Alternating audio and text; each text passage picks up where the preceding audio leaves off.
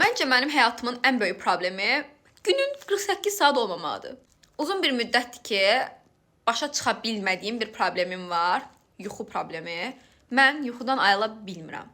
Mən bunun mental bir problem olduğunu düşünürəm, psixolojik bir problem olduğunu düşünürəm. Çünki mən yuxudan ayılmaq istəmirəm. Yəni səhər budinnik kimi çalır, dura bilərəm, amma durmuram. Gözümü açıram, budinnik'i söndürürəm və gözümü geri yumub yuxuma davam edirəm. Bunu bilinçli bir şəkildə seçirəm. Amma bilinçli şəkildə eləmirəm. Qəribə olur, başa düşürsüz? Yəni yatmağı seçirəm, amma yatmağı seçdiyimi xatırlamıram. Çox əcayib bir durumdur. Sizə gedirəm, bütün gün yatmaq istəyirəm. İşə gedirəm, işdə yatmaq istəyirəm. Evə gəlirəm, evdə yatıram.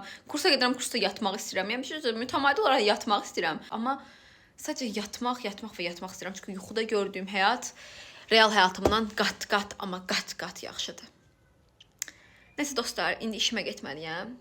Hər birinizi çox sevirəm. Sağ olun, özünüzə yaxşı baxın.